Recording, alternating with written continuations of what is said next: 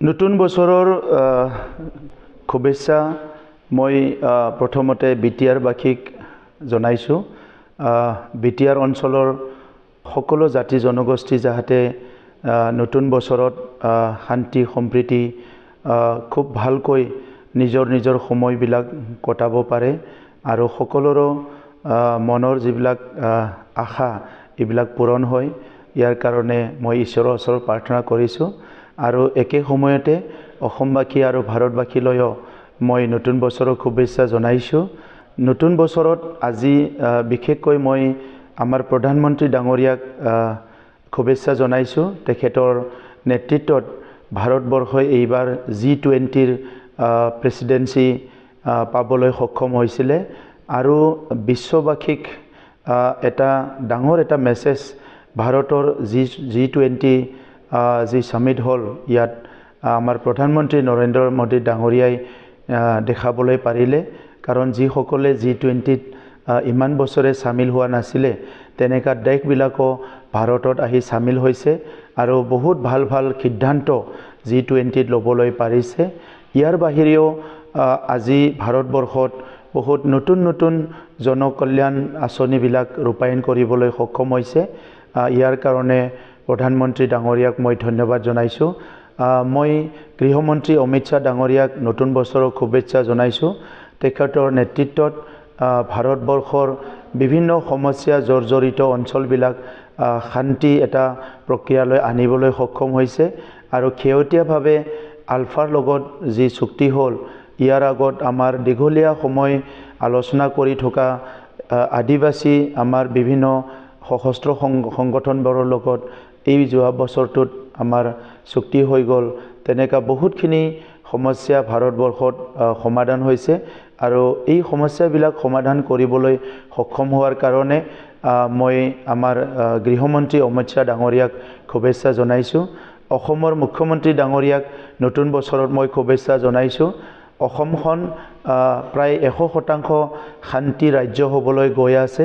এটাৰ পিছত আনটো সশস্ত্ৰ সংগ্ৰামীবিলাকৰ লগত আৰু গণতান্ত্ৰিক সংগ্ৰামীসকলৰ লগতো সঘনে আলোচনা বিলোচনা কৰি অসমৰ সকলো জাতি জনগোষ্ঠীয়ে শান্তি সম্প্ৰীতি ঐক্যতাৰে বসবাস কৰিব পৰা এটা পৰিৱেশ অসমৰ মুখ্যমন্ত্ৰী ডাঙৰীয়াই গঢ়ি তুলিছে। আৰু ইয়াৰ লগতে ভাৰতবৰ্ষৰ বিভিন্ন ৰাজ্যই ফ'ল' কৰিব লগা, ভাৰতবৰ্ষৰ বিভিন্ন ৰাজ্যই অনুসৰণ কৰিবলগীয়া বিভিন্ন নতুন আঁচনি অসমত মুখ্যমন্ত্ৰী ডাঙৰীয়াই ৰূপায়ণ কৰিছে। ইয়াৰ ভিতৰত উল্লেখনীয় হ'ল অৰুণোদয় যিটো আঁচনি। এই অৰুণোদয় আঁচনি সমগ্ৰ ভাৰততে এটা জনপ্ৰিয়তা অৰ্জন কৰিবলৈ সক্ষম হৈছে। ইয়াৰ বাহিৰে মুখ্যমন্ত্ৰী ডাঙৰীয়াই খেল মহাৰণ পাতিছে, সাংস্কৃতিক যিটো প্ৰগ্ৰাম পাতিছে। এই গোটেই প্ৰগ্ৰামবিলাক অসমখনৰ আহি থকা প্ৰজন্মক সুস্থভাৱে জীয়াই থকাৰ কাৰণে, নিজকে শাৰীৰিকভাৱে মানসিকভাৱে সুস্থ কৰি তোলাৰ কাৰণে আৰু আহি থকা সময়ত এটা ডাঙৰ এটা ডেষ্টিনেশ্যন লৈ আগবাঢ়ি যাবৰ কাৰণে সাহস দিছে। ইয়াৰ কাৰণে মুখ্যমন্ত্ৰী ডাঙৰীয়াকো ধন্যবাদ জনাইছোঁ।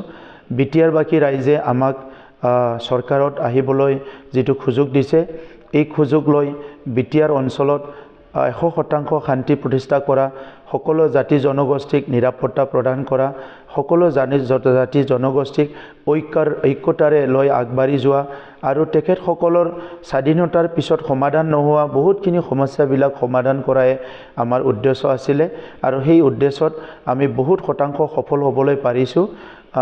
মই কিছু কথা ক'ব বিচাৰিছোঁ।